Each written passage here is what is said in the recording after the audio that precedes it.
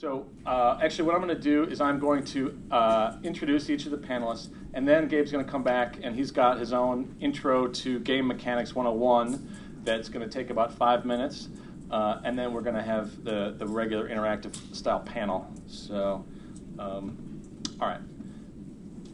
Just go in alphabetical order. Maybe this correlates to how they're sitting. Ahmad-Taylor.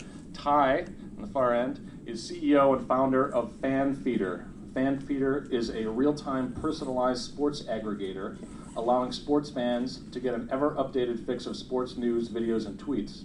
Before launching FanFeeder, he was SVP of Strategy and Product Development at Viacom, where he was product lead and manager for MTV.com, VH1, CMT, and Logo Online, among others. Before that, he was Senior Director of Cross-Platform Applications at Comcast and Creative Director of Excite at Home. So lots of experience in the gaming world and also as a startup founder. Eric von Kohlen is a VP of Marketing at OMG Pop, a free multiplayer online game site. Eric has spent over a decade in online marketing at Prodigy and DoubleClick, and over the last 4 years has been VP of Marketing at casual and social gaming startups Oberon Media and Power Challenge. Before joining OMG Pop, Eric was a frequent contributor to InsideSocialGames.com, focusing on the metrics and marketing of social game startups like Zynga and Playdom.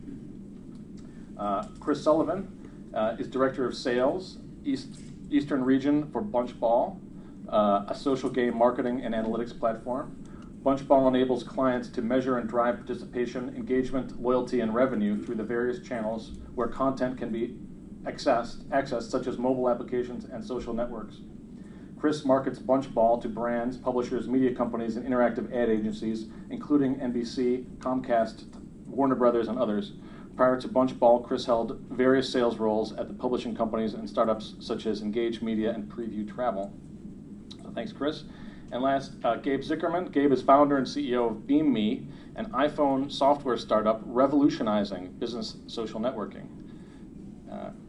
His most recent book, Game-Based Marketing, examines innovators who blend the power of games with brand strategy. His next book, Funware in Action, Manning, September 2010, just a couple months, is a detailed technical look at how to implement game mechanics on the web.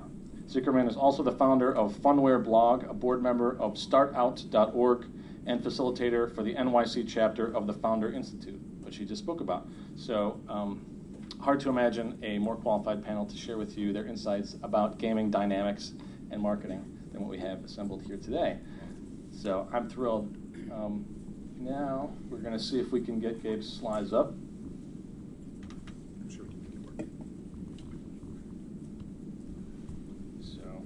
Scroll down with the wheel. Oh, scroll down with the wheel. I love the wheel. Let's see if it's working. Oh, yes, it's working. This is exciting. Okay, so without being pedantic in any way, I titled this talk Game Mechanics 101. For those of you who are already in Game Mechanics AP, you'll excuse me while we work on a series of, or you're doing your IB in Game Mechanics. I guess that's all the rage. You'll excuse me while we work on some common terms and some common definitions. So, as we said at the early, as Graham said at the outset, my principal experience with this is I've been in the games industry for 15 years. I worked on the Game Developers Conference and then started a company called Trimedia, which was the first successful digital distribution company for games.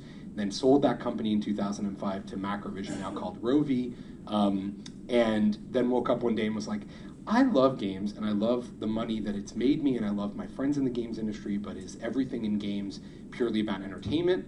And this unpacked revelation, which turned into Funware blog and lecturing, and my book, which is called Game-Based Marketing, which just came out. That's really the first look at how companies are using game mechanics to engage users. So the first the first term I want to talk about is a term you've heard bandied about. It's called gamification, and it's basically the use of game mechanics to create engagement or loyalty. And engagement and loyalty are interesting words.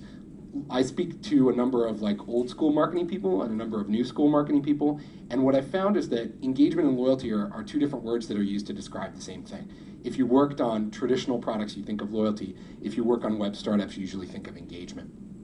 So I want to talk about the notion of loyalty throughout history, just for a brief review, starting in the 19th century, your local sugar merchant offers you a free pound of sugar every time you buy 10 pounds of sugar. And this 10 to 1 ratio actually continues consistently to now. For those of you who have a coffee card, it's almost always 10 to 1. For those of you who have a Subway card, it's almost always 10 to 1.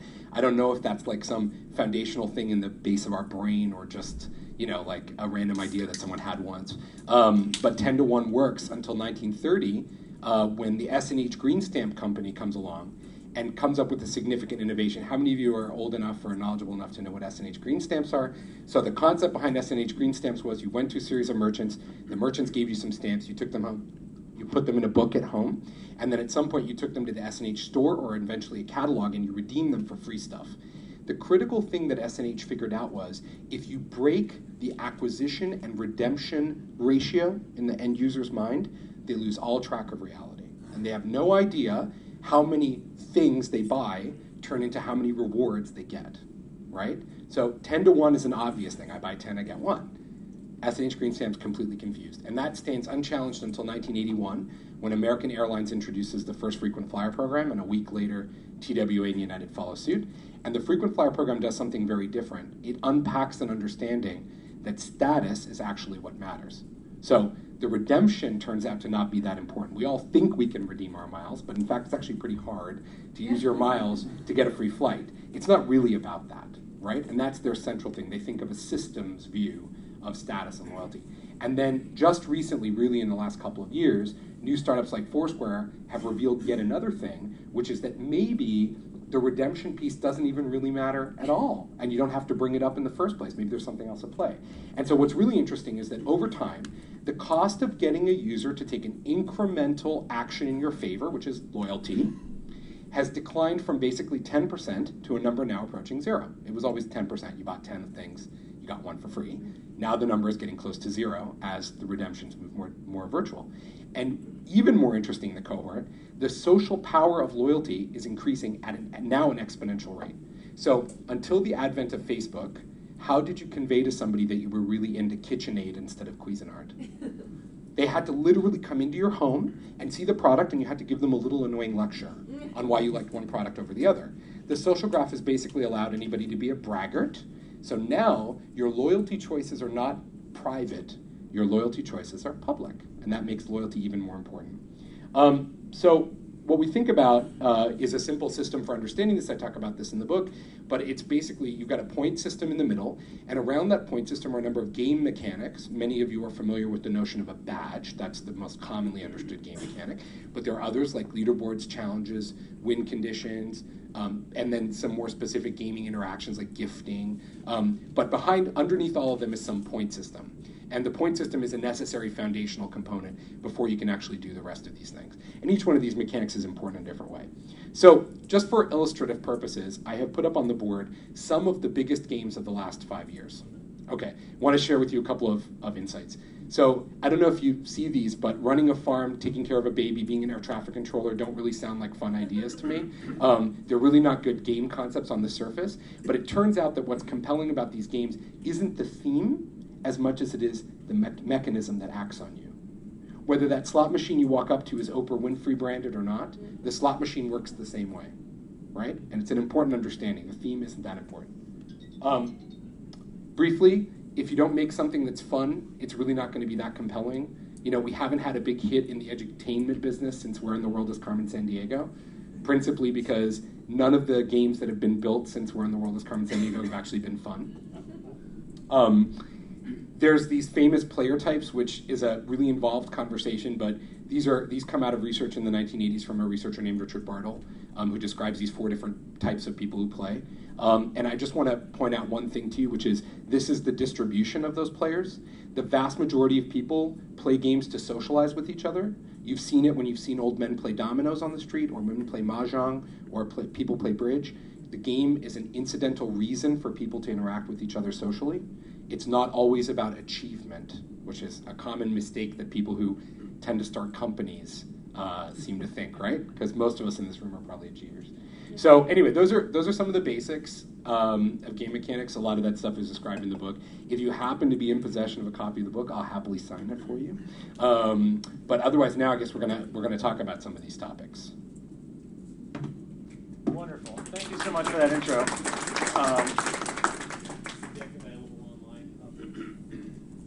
From my perspective, that's fine. I'll post it. Are you happy with that, Gabe?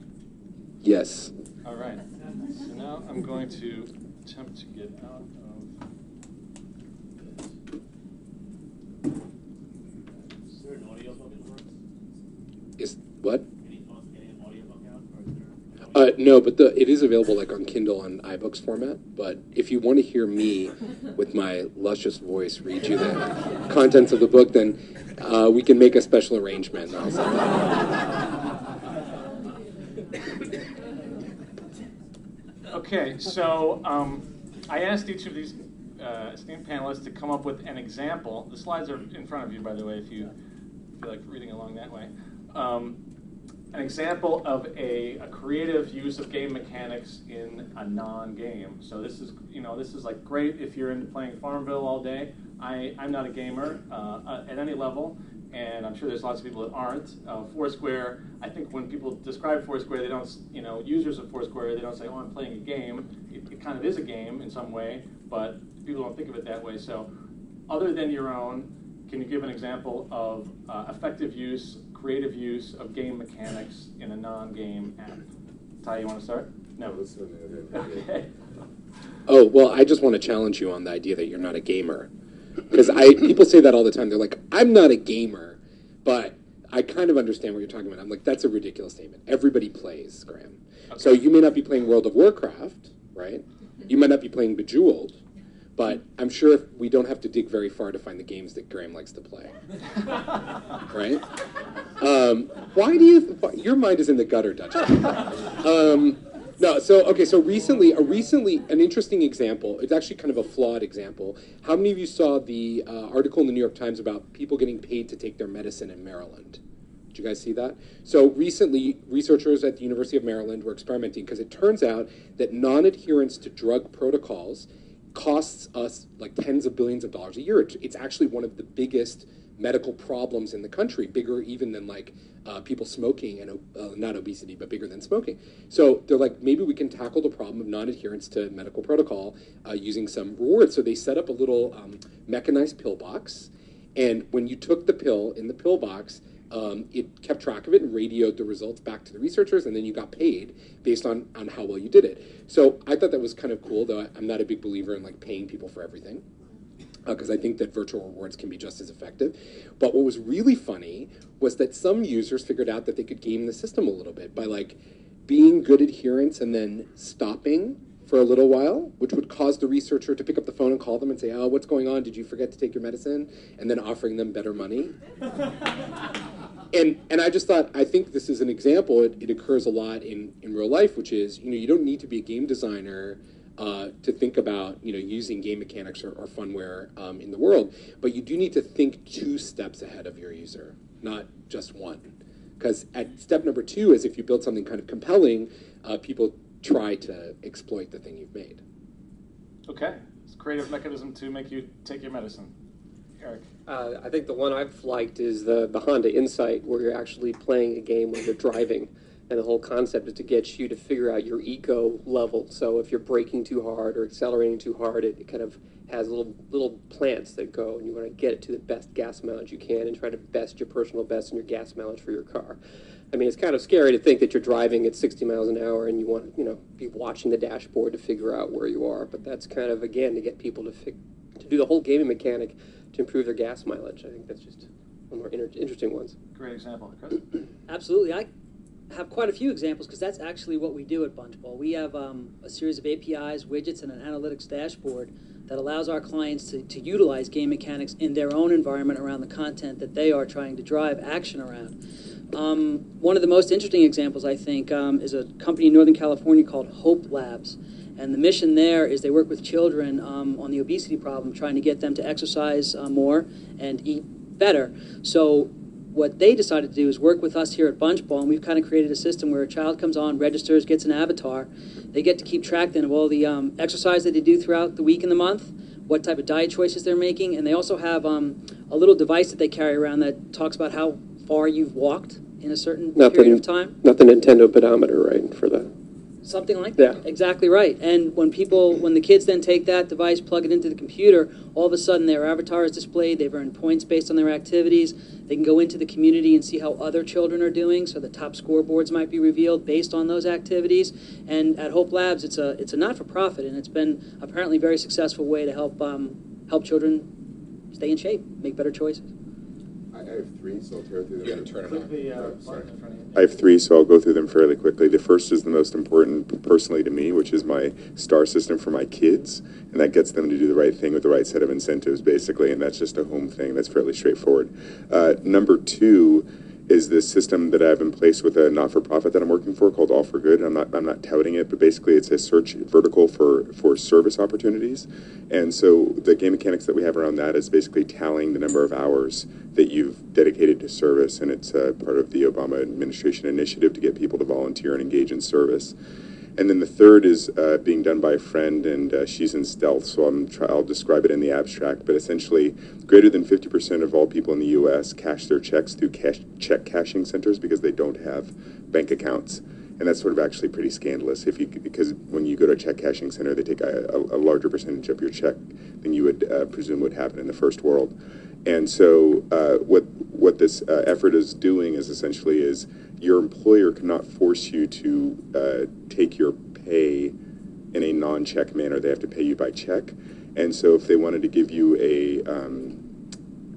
a debit card that was your payroll, they might want to create a set of incentives around that. Great, excellent. So, in general, can you just apply points to any site and it's a game, and all of a sudden it's fun and people start to use it? Or where does that logic fall?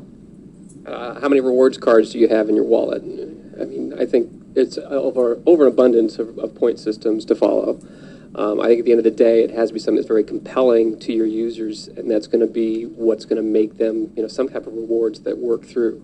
But I don't know about you. I know that the point system is the basis of everything, but how many point systems is overload? Well, people say that a lot too, which I think is interesting insight. But I actually am not at all stressed out about point or badge overload.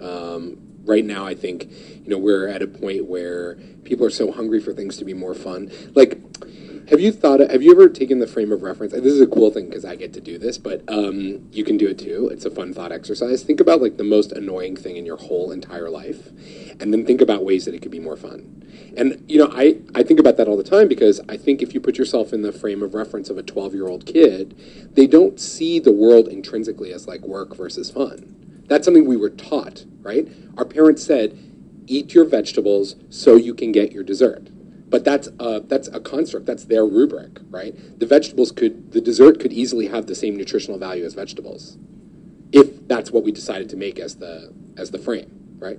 So backing up to your original question about can you just apply points? No, but it's a good first step, and it's a necessary step to apply a point system to any schema where you want to create some kind of like game-based engagement. Especially these days where it's so much about social marketing and about social media and community. So, I mean, status and levels, I think, are a big indicator of what drives much of our behaviors. So if you have a points or even a credit-based system, maybe that's not based on points in the framework of frequent flyer programs, but more credits based on activities that I'm conducting in your web environment, and those credits will add up to giving me a certain status, and others in the community can come in and see that I'm the super-duper whatever it is in your web community. I think that's a huge, huge driver for behavior. And again, we've got many clients that are proving that in the real world every day. So I don't know that there's such a thing as overload as long as it's done in a contextually appropriate manner, and you're rewarding people for activities that they are likely already taking anyway in your community space. Just to expand on what you're saying. Push your button. Sorry about that. I'll just leave it on. Just to expand on what you're saying, it seems to me like part of game dynamics and the goal is what inspires dopamine, because that's the thing that people like it's the getting coins, it's the clatter in a casino, but it's all sort of like what inspires dopamine. And if you look at what we're doing within the rubric of ultralight startups, the Venn diagram that we're doing is trying to solve problems that people have in the real world or problems that people have online. And so really, it's not a question of too much. It's just how do you get to the sweet spot of what inspires dopamine and what problem are you solving? And it's in that sweet spot that game mechanics really flourish. I not to get into like neurotransmitters, but dopamine. It's actually this notion of flow, which is the game designer's like ideal scenario where the user loses track of everything outside of the game. It's an essential thing about a well-balanced game. It's actually a mixture of adrenaline and dopamine. So I left out the adrenaline. A warm state. You're bounded. But there's lots of interesting work on conditioning. I think the thing too about point systems is you don't have to surface the points like right in the user's face all the time, but you need them infrastructurally to track behavior. And a good exercise when you're thinking about user engagement that I have people do all the time is make a list of all the behaviors that you want users to follow on your site. Invite a friend, join this site, leave a comment, create a profile, enhance their profile, and assign a relative point value to each one of those actions, and then put them in a list so you can see how much each one of those things is worth to you. Right. Yeah. So how do you come up with awards that people actually care about achieving? Or just the fact that you create it as an award means somebody will go out and say, yeah, I really want that. That's the trick, and that's a contextually relevant kind of appropriate experience based on your web environment. So, for instance, at Warner Brothers, there's kind of this mechanism that we power at warnerbrothers.com/loyalty where there's a points-based system, which is based on the old-fashioned way of buying DVDs and Blu-rays, and I put my codes in and I kind of build up my points, my hard goods. Then there's a credit system for actions that I take throughout various Warner Brothers theatrical release sites. As I earn those credits, the redemption mechanism that they're currently using is with all of their assets from the movie sets. You can go and decorate your own movie set, basically. So I go out and I earn. But does anybody do that? Well, and that's what we're finding out, right? So we've been working with Warner Brothers for about 6 months now, and people are starting to do it.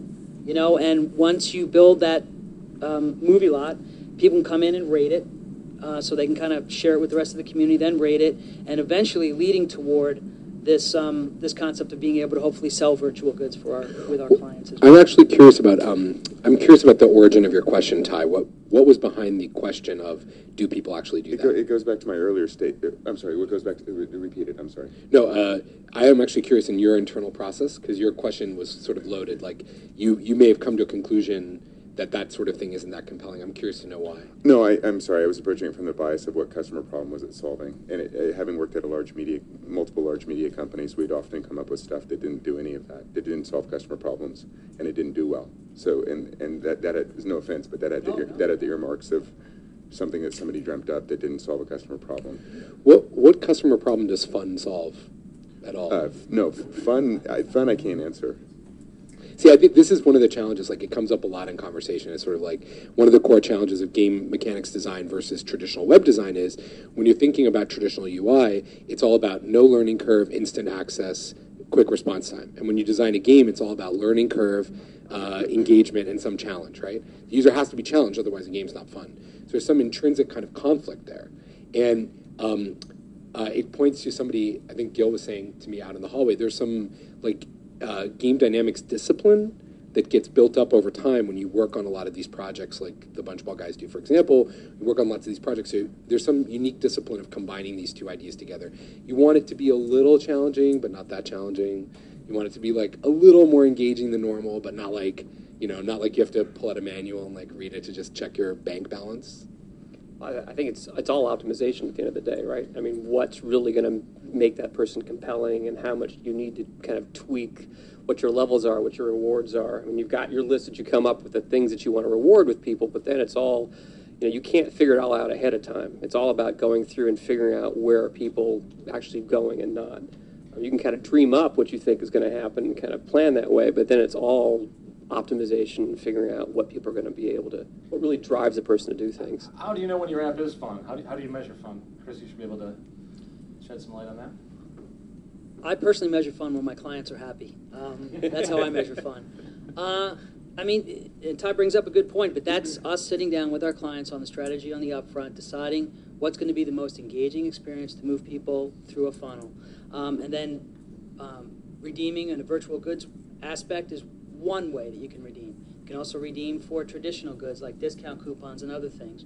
Can also have no redemption mechanisms at all except for that status thing that I talked about, which a lot of our clients seem to focus on primarily today.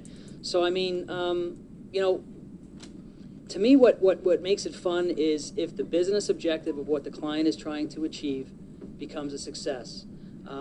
We just did a powered an application working with an ad agency and the client HP. It's called HP for Students on Facebook right now. And it's a little game called Campus Karma. You go in, and the way you earn points is by registering, and then by inviting friends to register. And they're giving away $5,000 towards a college tuition and a laptop. And in about a week and a half, they have 17,000 folks who are liking the HP for Students page on Facebook. So I guess ultimately the way I'm just a salesperson, so what I go back to, what is fun is when HP looks at the end of 6 weeks of this program and sees that they drove X amount of fans to their page. Right. That tells me that the people who are coming there... Although how do you attribute that to funness and not the value of the deal that they're being offered, or just that the top of your funnel was effective at getting lots of people into it? Right. I mean, retention, engagement, I think are... Yeah, I mean, I think when it's not just a traditional flat sweepstakes, I come and sign up and enter, but the only way I can move up the leaderboard is by inviting more friends to kind of join the experience. And then if you have to go to the site to see all the other things that they're adding in from a driver standpoint, so people are coming in. If you went on there now, you'd see people coming in and complaining. Oh, I didn't get enough points for this particular activity. So, so HP has to watch out for that as well. So what seems to be happening with the application is that people are interfacing with it, and they're finding it fun or frustrating, or one or the other in between. But at the end of the day, I think HP just wanted to gain enthusiasm around the concept. We had the Bartle's player types up on the board earlier, Achiever, Socializer, Explorer, and Killer. And what's fun for each one of those people or each one of you in this room may be slightly different, right? Like when you hear the word fun, you think, some people think ice cream cone, other people think sex, some people think driving a fast car, some of you are thinking sleep right now. So there's any number of things which can be fun for a person. I think the critical thing is to understand that sort of continuum and see it from the end user standpoint. Does this application occasionally make you smile? Can you lose hours of your life in this application? Right? Those are my two big. Those are the two big things that I think of. And how many of you have an OS 4 running on a device, on an Apple device right now? And how many of you smiled after this third time that you did an app switching with the little cool little animation that they have where you switch and the app flies in front of the other? Was I the only person? I was totally smiling, and I'm like, I am such a nerd right now. But good design, so for me, to know your user, good design is fun for me. I enjoyed that. I think that's true. I mean, it's something that does make you smile. I always thought that PopCap and the old casual games just created games that you just got lost in. They were great. And you just kept wanting to go back and play more and more. And I think one of my favorite examples is the Peggle game, because after you complete a level, music goes off and fireworks, and it's just an overreaction of just positive feedback. And, that's what you want to elicit in customers, is this just really wonderful, positive feedback. Like, I love this site. I want to keep doing something with this application or this feature or this function. How about in a B2B context? I mean, what's the equivalent in LinkedIn, let's say, of getting, to some level? But I mean, they cap it at 500 connections, right? So beyond that, you really aren't. Beyond that, you're not quite sure what's going on. I mean, presumably after that level, you can bore yourself with how many recommendations you can pry out of former colleagues and things of that sort. But I think the mechanics there are while they certainly use game mechanics with the number of connections, it's a slightly different end result. in a B2B context, I always go back to like the person making the decision at the company that you're doing. Like if you're doing deals with big companies, that person is still a person, and that person still makes decisions as a person. So the company rarely makes decisions; people make decisions. So a B2B sales cycle, when you open up the door, is really like selling to individual people. And I think you can still create a sort of game dynamic with those individual peoples if you understand their motivation. So is gamifying an app different than designing a game? I mean, do you have to design it from scratch in order for it to be fun, or can you retrofit fun onto an existing app? We can do either. I mean, in the Warner Brothers example, I mean, they've already had their websites built and et cetera, and we just tie the APIs into the actions that they want to incent upon. So we can work with a pre-existing website or institute game mechanics right from the ground up, like in some of the applications I just mentioned, like the HP for Students thing that just launched. So really, either way. I mean, I think from games, you're always trying to design from a fun standpoint. There has to be that core. But I think even within games, there's a constant retrofitting of a game. You know, you may have a great idea and you think it's going to be fun, and until you get people in it and playing it and seeing what they do. I mean, you look at the biggest social games like Zynga, they didn't start off with achievements. They didn't have achievements when they launched. It took them a month and looked at the data and figured out what users were doing, and then they launched achievements in those games. So you can really kind of understand what the levels are, what's motivating people to do different types of things. And so I think it's always a kind of a work in progress with a web-based game. I think the old traditional, console games and PC games, well, those get tested like crazy before they actually go out. So there's constant looking at user feedback to kind of optimize that. And so I think that fits from a B2B standpoint. You have a basic core application. You know what users do and don't do, and you know that they're not doing something that you want them to do in the funnel. How are you going to incent those users and figure out what things are going to motivate them? Is it unlocking features? It doesn't have to be necessarily a point system, but you do certain types of things that unlock a feature. And maybe in some cases it's you pay to unlock a feature, but other people, maybe it's the social aspect. I think from B2B, the social aspect is probably one of the more interesting things, because if I can get you to refer 10 people, that's more valuable to me than you paying, possibly. To me, I think about three things that you should always think about. I've got three things you should always think about when you think about game mechanics for your website, okay? So number one is take a step back and think about what would be fun for your user. You may not be able to implement it exactly that way because your constraints, money, time, structure, use case, may prevent you from doing like purely what's fun, but I would start by thinking about what's fun. Number two, as said earlier, use one of the greatest gifts that the casual games business has given us, which is reward early, reward often, and never penalize for failure. Right? Simple, but difficult to like imagine from scratch. But is it guaranteed axiom? Early, often, no penalties. And three, and I really want to stress this. I've said it already, but I want to reiterate: not everybody is an achiever. Okay? So not everybody plays your game because they want to beat somebody else. Not everybody is playing the game. Most people are not going to engage with your app because they want to be the best at whatever it is that your app happens to do. Like you're the best person at recruiting other people for a job. That's not why they're doing it. So on the notion, though, of not penalizing people, Foursquare has a douchebag badge. Yeah. And so that is, you get that for checking into certain types of places that I wouldn't know anything about far too frequently. So that's actually, and with Foursquare, there's no control over what badges get published. So in your view, is that a penalty, or is it? I bet people really like that. Wait. Is it a penalty? No, it actually has gotten a lot of negative. Yeah. Is it a penalty, or is it a fun bit of serendipity? I'm just asking.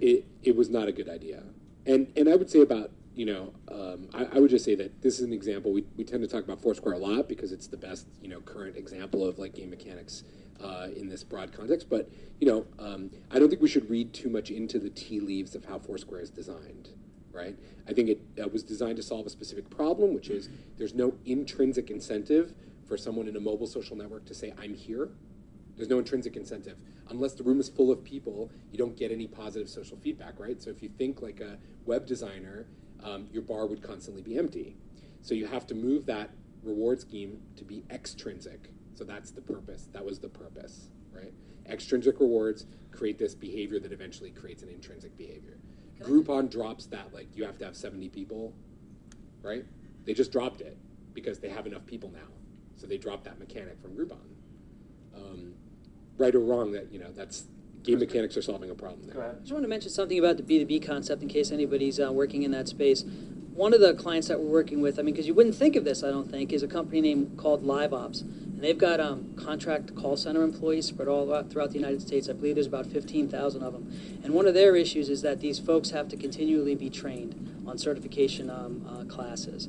And what they were finding is that they were having a very low response rate to the people coming on, registering, and taking these classes, even though it was actually part of what you needed to do to be an effective call center employee. So they just dropped, they utilized Nitro, which is our product, to drop some game mechanics into that community, and so that now when you complete a certification level, you get a certain badge assigned to that level. And as you move up the funnel, you get more badges, and they become trophies, and then your status improves. So just want to throw that out there, that even, again, and you mentioned it earlier, in B2B, it's all about that status, that social thing amongst your peers.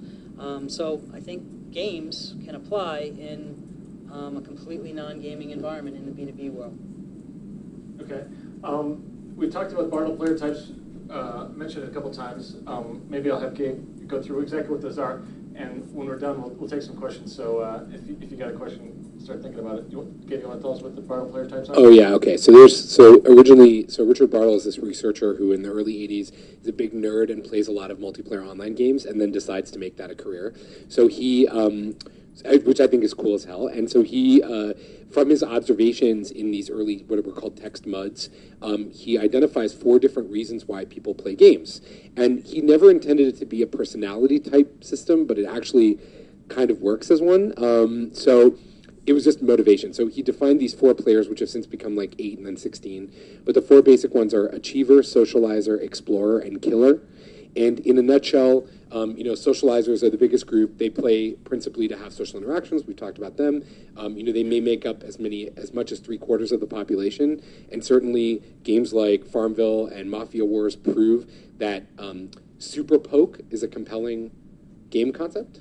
Because basically all they are is like, poking is just a lightweight social interaction. So you take that, wrap that up in a game, and that seems to work really well for people. Like, poke with the brown cow.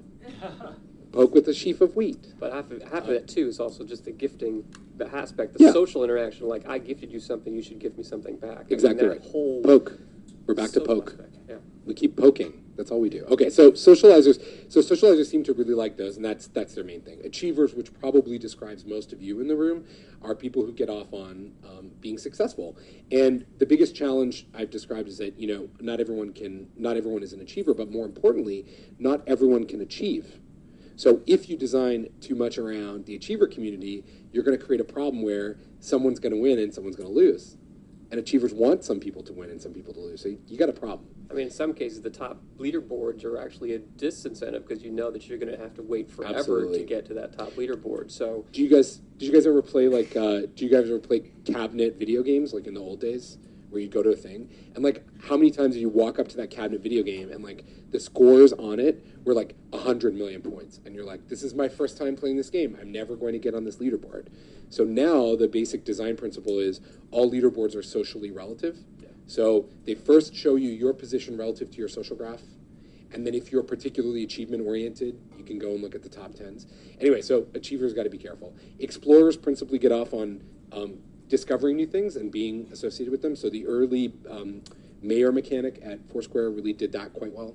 And then killers make up the smallest chunk of the audience, and what differentiates them, it's not as like controversial as you think.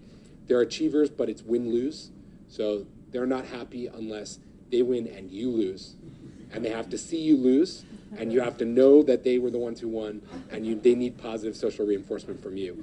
And we all can be killers at times. So, we all have games in which we really love to kill, like getting a seat on the subway, like 5 o'clock on a Friday. You know what I mean? Or like whatever, maybe your New York version of that. So anyway, so those are the 4 basic player types, and they're important to understand when you design your application. Okay. Do we have any questions? We'll take a question or two all the way in the back. Speak loudly, real loud. Sorry. You've spoken a lot about motivation. And going back to the HP example, Are there any techniques or methods in which you can differentiate the individuals you're trying to attract? Because some people are externally motivated versus internally motivated. That's another way to look at this instead of No, there's you framed it as some people are internally motivated and some people are externally motivated. That's not true. Everybody is both internally and externally motivated, and you can manipulate that motivation by replacing one thing with the other. Designers do that all the time. So the right way to think about it is, if you're designing, and I'll let you talk about the HP thing, but I just wanted to address that because it's a frequent topic. If you have a well-designed game, you don't really need to consider too much what people's intrinsic motivations are, especially if you're designing web applications. You should assume that people have zero intrinsic motivation to use your application, right? They're not coming to the table thinking, I really want to use your application, right? There's no intrinsic motivation there. And you really need to think about the extrinsic motivators, the social status, the bragging rights, the points, if they happen to be achievement-oriented, the killing, if that's the type of person they are. Sorry. I think that answers it. Sorry, okay. That's all right. I mean, Okay, all the way in the back, Stephen. Sure. You guys haven't talked about time. So in Farmville, Fox Day, Foursquare, I think that you said the way uptown every week. So time is a critical component. Doing what we learned a lot of the sessions, building mechanics into our app. One of the things we're struggling with right now is how to use time and how to create a sense of urgency and really that anxiety to get people to come back because something is happening they need to tend to. Any suggestions on that? How do you get people to come back? A level of urgency around, my points are going to time out or my badges are going to time out, and I got to rush back to the site to engage with it more. How do you do that? I know with our product, what we some of our customers do is, so you set up the metagame around the content that you're trying to drive activity around, and with our analytics dashboard, you can set up things on a time-based standpoint of a day, a week, a month, however long you'd like it to be. And we also use the concept of in-browser notifications to help alert people or our clients use this, in-browser notifications to alert people that they might be coming up short somewhere or something is about to expire, and they might want to then click on that notification to go avoid that from happening. So I think the first step is to have a clear logic around your approach. So how long is it going to be? Why is it that way? What is the reward that I earn if I take that action prior to that expiration? And then alerting people as that is getting closer and closer with a message that they can immediately act upon is the way that I think is most effective to drive the ultimate behavior you want, which is for those items not to expire and for people to continue forward. Does that make sense?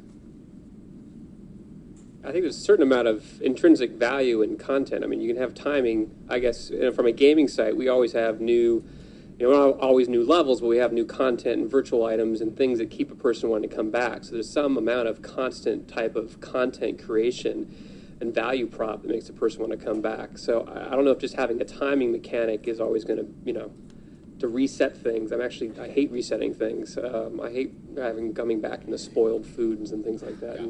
In games, I mean, it's a really negative experience. So, Well, Zynga comes up with an entirely new game each time, right? I guess they started from scratch on Mob Wars and Farmville and everything else, right?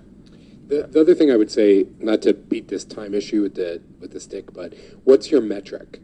So in the early days of Facebook, it was daily active users, and then that became a monthly active user metric. And so you need to know as the designer, because remember, the game always favors the designer, which is an important thing to understand.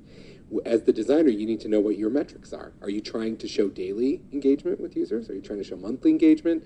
If a user doesn't engage with you after 6 weeks, are they still a user of yours? Whatever those numbers are, that's what you need to design around. But that underscores that it's part of your retention marketing set of tactics in terms of like how frequently you engage your customers and why you're engaging them and what you're bringing them back to your site or to your game for. Yes, absolutely. Okay, let's take this guy right here. I'll stand up because I'm not too loud. So my question is more from a marketing standpoint, but as a web marketer, focusing on optimization for the content, the search results, and optimization against ad networks, I kind of looked at it as a game. And so I'm kind of curious where you guys see that there's one panelist that's very focused on the platform, platform services at this point. But I'm just wondering how you might all address where the field is moving in terms of the analytics piece. So to go a little bit more in depth about how perhaps multi-relational graph models can both support better depth of recommendation systems as well as being tied into very specifically to game mechanic processes. What are the other game analytics platforms that we might know about? Well, there was a company that was just announced out in Seattle called Big Door, which does they say they do a full platform similar to Bunchball.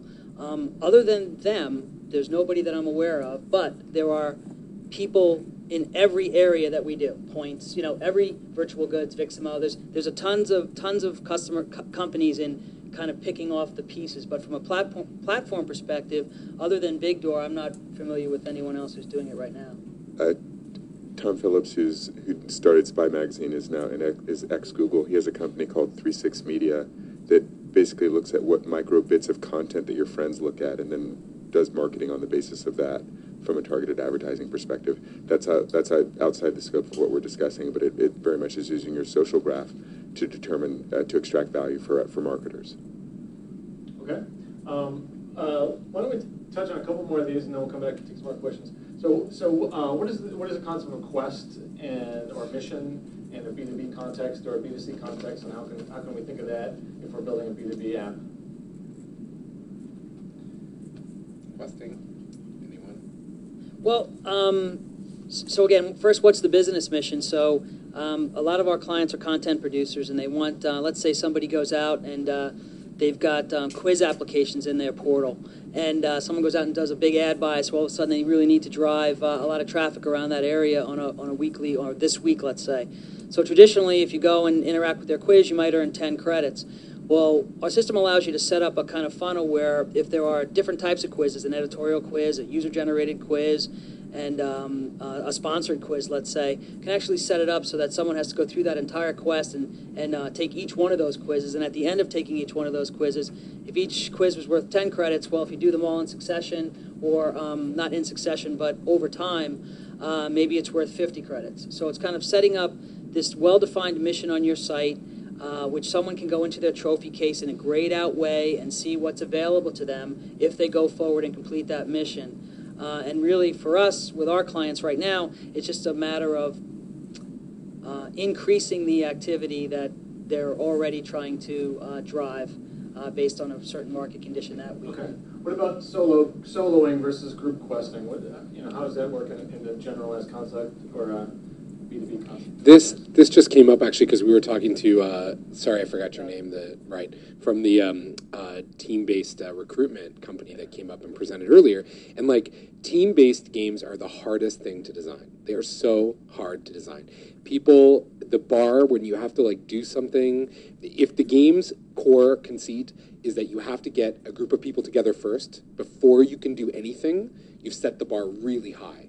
The average American says they have 2 close friends.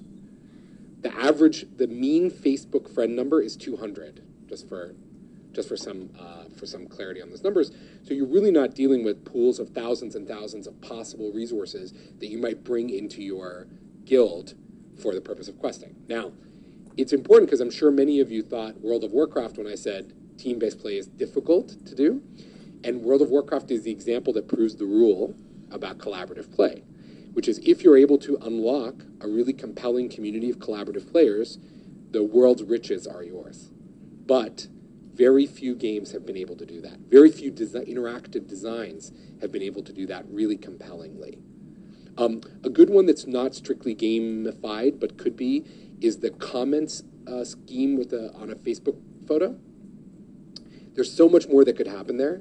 You can imagine that's a collaborative game in the making. It's like people are collaborating at that exact moment in time, and they unpack the like a comment thing. So now you can like a specific comment in the flow. But there's so much more that could be occurring there. So I would just say, in general, it's really, really hard to do things that require teams. Not impossible, just really hard. Okay, Dean. Gabe, I know you know Mogi from Japan. Yeah. Yeah. Why hasn't it ever been replicated here in the US? And can you explain about what Mogi Mogi did, just so people that don't know. Well, wait, can you do me a quick favor? Yeah, okay, Mogi Mogi was really big in Japan on the iMode. It was a virtual map overlaid over Tokyo so that you'd see a pot of gold and it was 4 blocks from you, and it would say to Ty and to me, we're 8 blocks away, you have to get there first. Yeah. Okay, It's so it was overlaid on Tokyo. Yeah. Oh, you're that guy. Yeah, exactly. Who got there first? So the idea was to actually meet each other, and what they were doing was they were actually making you walk to work via different blocks, and you would earn points going different routes. Why hasn't that ever been replicated in the US? So the core underlying game is geocaching with some questing in it, right? Do you guys all know what geocaching is? It's like virtual things placed in the physical world. Sometimes physical things placed in the physical world, but in this context, virtual things. So the principal reason why a million cool things from Japan don't work in the United States is that Japanese culture is really different from American culture. So now I'm just gonna set that aside. Now let's talk mechanistically.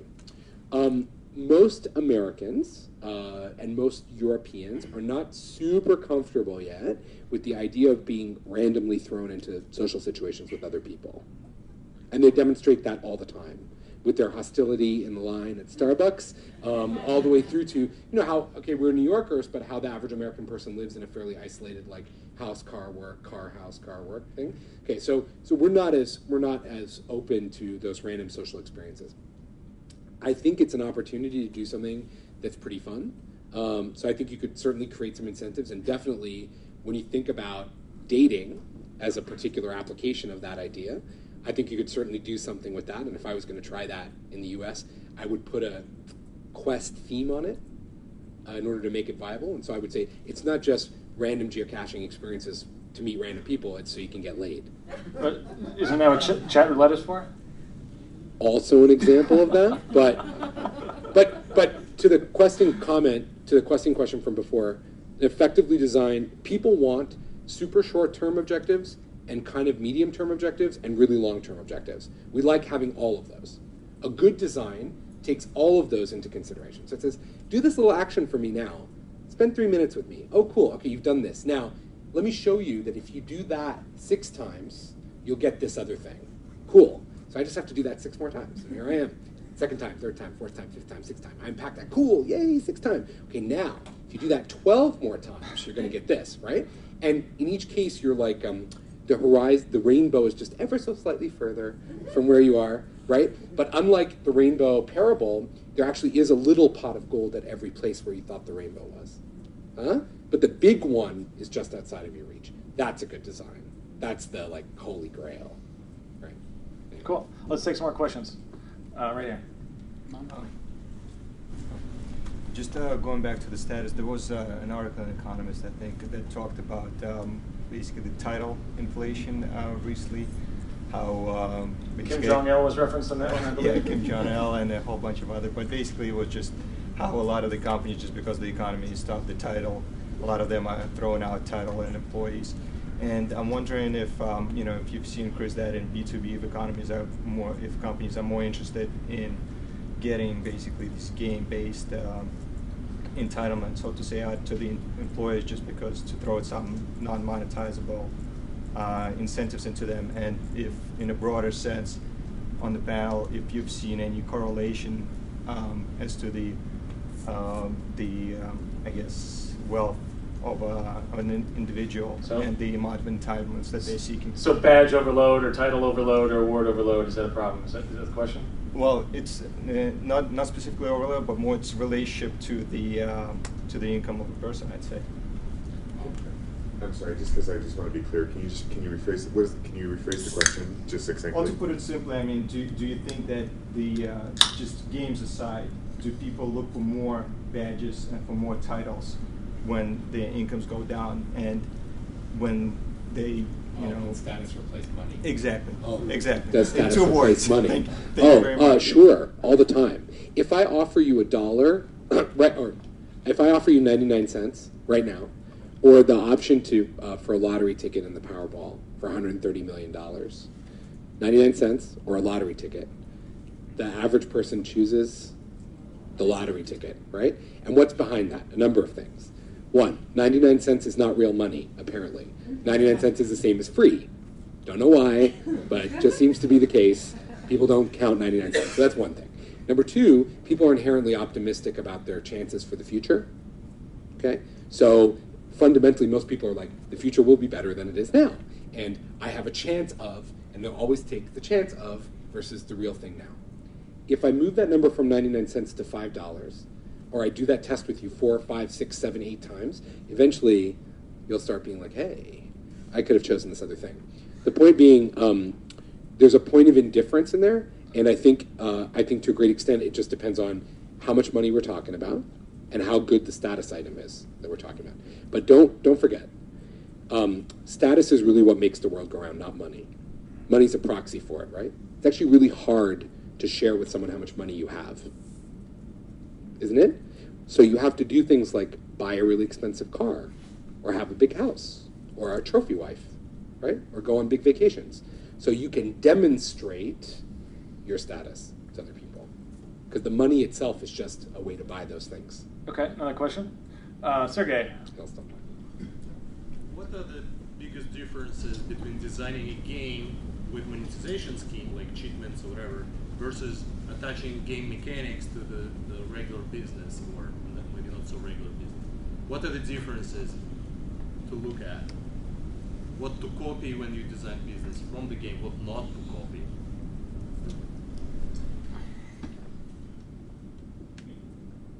I think the trick is, since you're using the same mechanics, points, levels, leaderboards, etc., I think the trick is to know your user, know your audience. And therefore, if you know that well enough, you can sit down and construct a logic train of activities that you yourself, as that user, would want to engage in.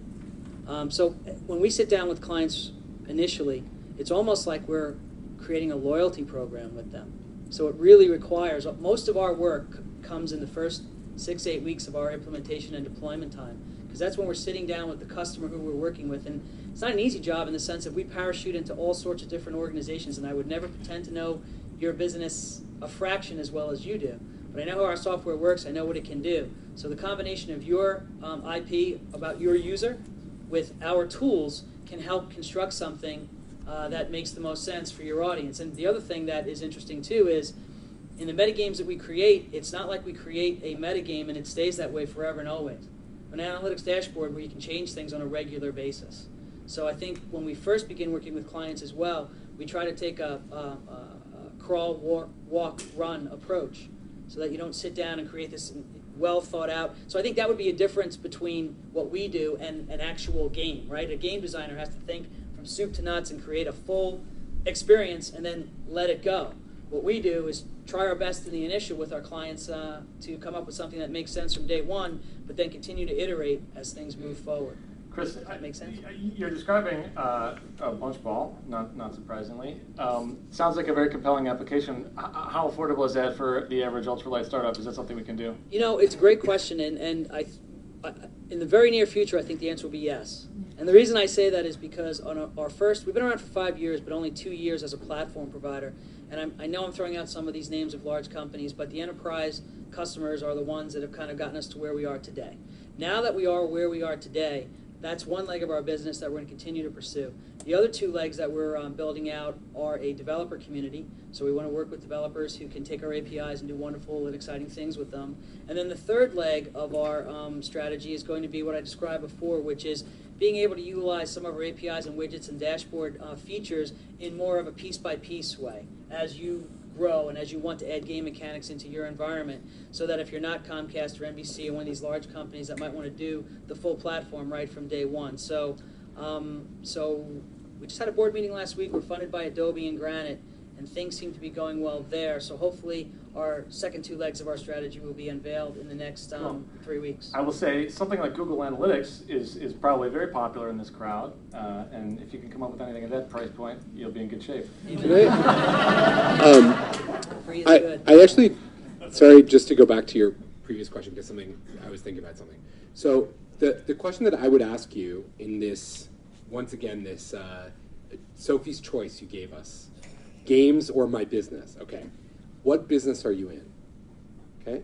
So just give you an example from the real world. In the last 10 years, U.S. airlines have lost about $22 billion, give or take.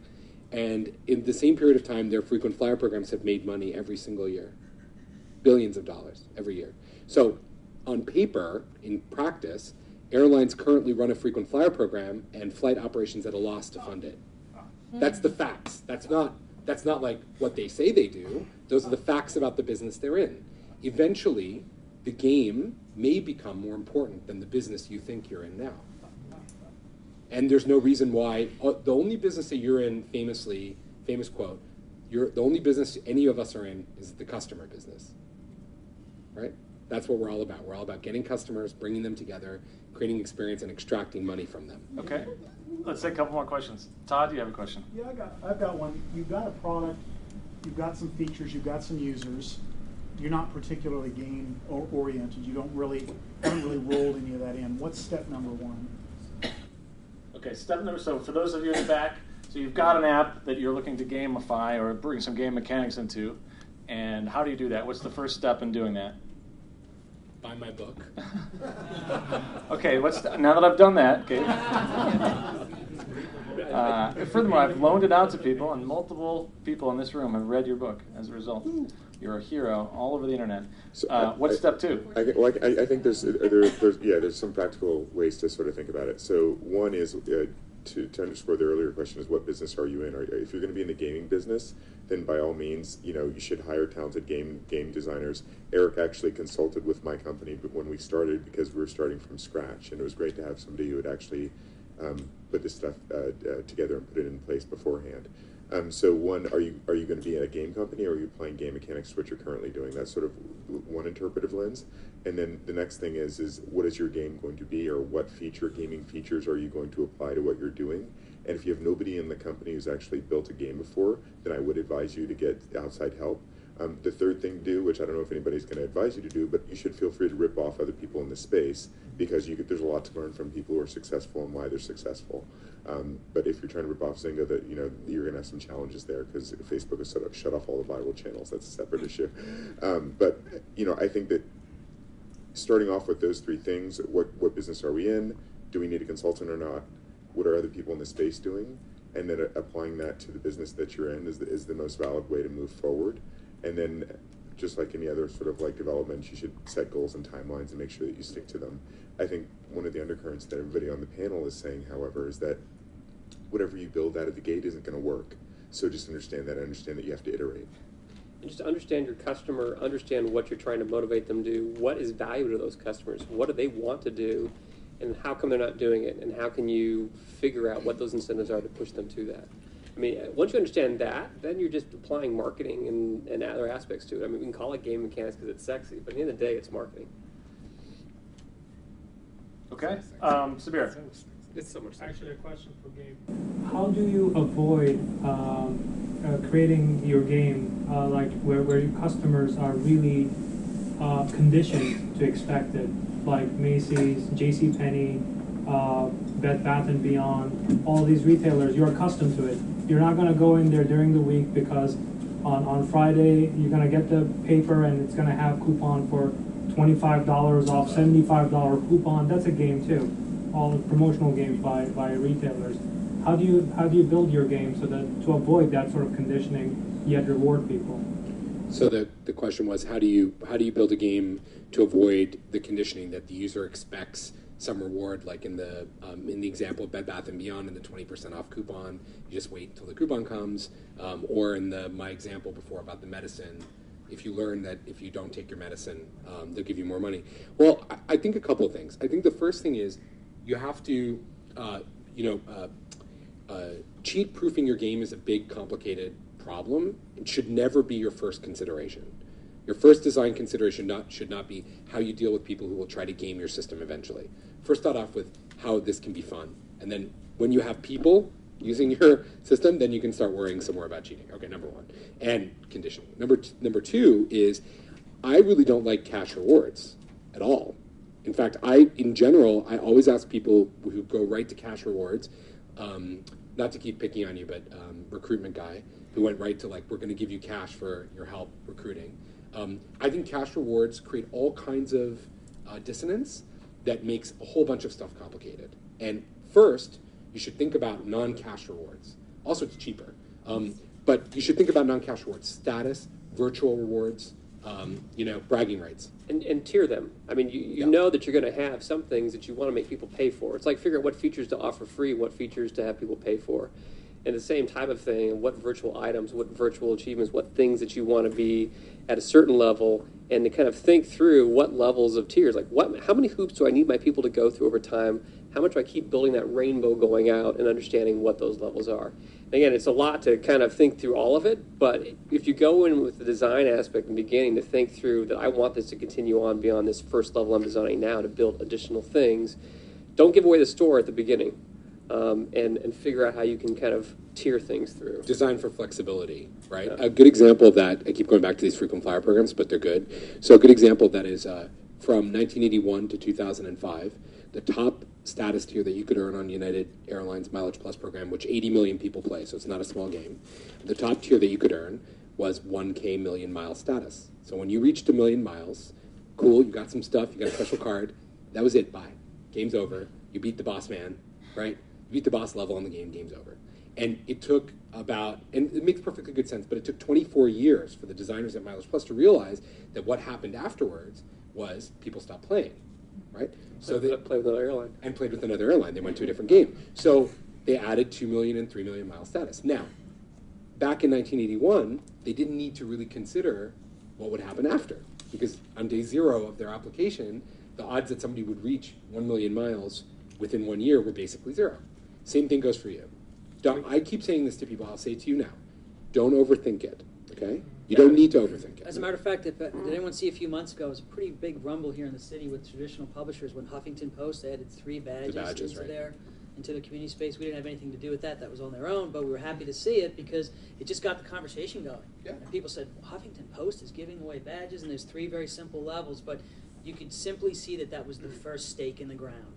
Start here, and eventually, mark my words, we might never have anything to do with it, but a few years from now, their metagame will be far more complex and far more interesting. But for today, it just got a lot of attention. Yeah, and I think that's where you start realizing is you get to a certain level where you hit those million mile users, you need to build something else to keep engaging because those are going to be your most important users at the end of the day.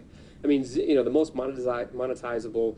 Zynga builds a game, and they built like Cafe World, I think, with like 50 levels to start with, and now they're going to 75 and 125 because they've got people who have continued to play obsessively, etc. And they've actually built XP curves that don't make a lot of sense after level 50. I mean, it's like, so it's all a matter of understanding that you build flexibility with a longer perspective. And sometimes those points-based programs can be a real crutch. We're starting to get big in the loyalty space from a conversation standpoint with a lot of large companies. And the other issue, Gabe, that's out there with frequent flyer programs, for instance, is all that has to be accounted for, carried on the books. And those are expenses. Therefore, never provide any real-world redemptions. That's actually an important point. Yeah. Another piece of advice I want to give you when you're thinking about this, please stay away from real-world redemptions in your point systems. Is that different than, like, I have a badge in mind or a feature in mind that if you do a certain amount of activity, you unlock X, or you can just buy it with cash? Is that a different thing that you were talking that's a different thing. What I mean is you earn some number of points in my metagame, or my game mechanics, you earn some points, and then you can redeem these points for cash or merchandise, real-world things. As long as everything stays inside the virtual world, lots of rules don't apply to you, like banking legislation. Okay? Gambling legislation. For that. Gambling, banking legislation, and like having to account for things as liabilities, tax issues. None of that applies for now if everything stays virtual. As soon as you open the portal for people to start redeeming for cash and prizes in the real world, all kinds of shitstorms happen, not the least of which is regulatory. The other one is user expectation. No, just user expectation, Okay, so we're going to take 3 more questions, and then we will wrap it up. So let's say Caroline all the way in the back. Hi, so just a quick question. For Guild Group, they use the $10 if your referred friend makes a purchase, and you get $10. Would you consider that sort of an exception to the rule about not giving real-world rewards? The question was about Guild Group. If you refer a friend, you as the referrer get a $10 coupon. Is that it? But that, off your next purchase. sorry, that's I would say that that's less game dynamics than getting down their customer marketing acquisition costs down to a price that makes sense.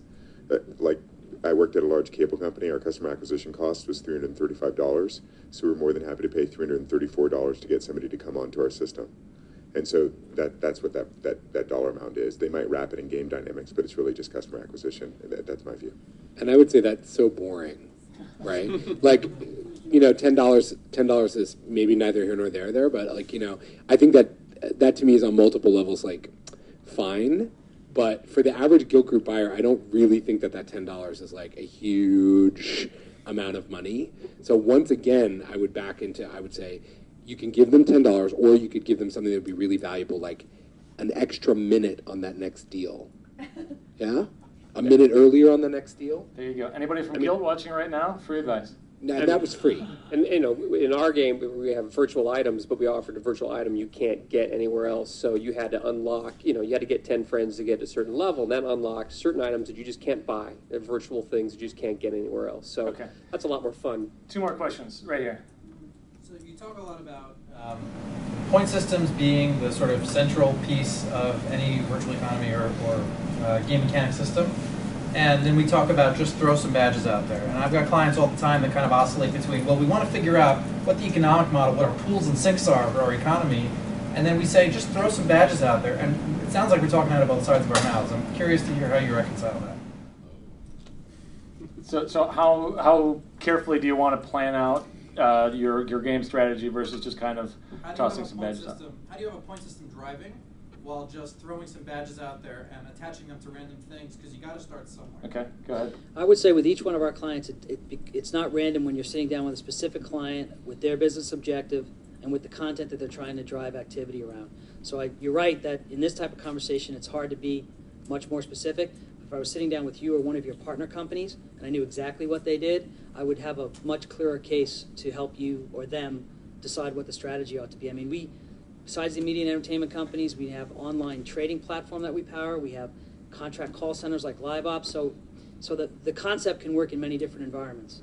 But, you have to know what the business objective is and what type of content we're trying to drive activity around before you can start coming up with an economy that would drive that. And I think you have to have, I would say this, let me make a definitive statement so that there's no confusion about my thoughts. You need to have a point system that's at least internal, so all the internal stakeholders know what the relative value of various user actions is. If you don't know that, then you end up misdesigning. How much more valuable is a referral in the Guild Group scenario? How much is a referral actually worth? So the $10 number, the $334 number comes from a marketing discipline that gets that number from all these different places and says, that's the number we'd like to reach, right? That's what we're willing to spend. So you need to do the same activity for behavior. If you don't want to surface the point system because it's too complicated or whatever, then that can be totally in the background. But you should, from day 0, be tracking those user behaviors under the rubric of, I'm going to assign some points to it at some point in the future. Okay, last question, right here. It seems like a lot of clients now are using the game mechanics layer on top of a site as like the magic bullet. Have you guys had any experience where you feel like that's not appropriate, whether it be because it doesn't really align with their brand or they can't actually maintain it post-launch? Because obviously these things you're talking about with flexibility and offer a lot of rewards, it costs money and doesn't always seem to line up. So do you guys have any experiences where you actually had to kind of have them pull away?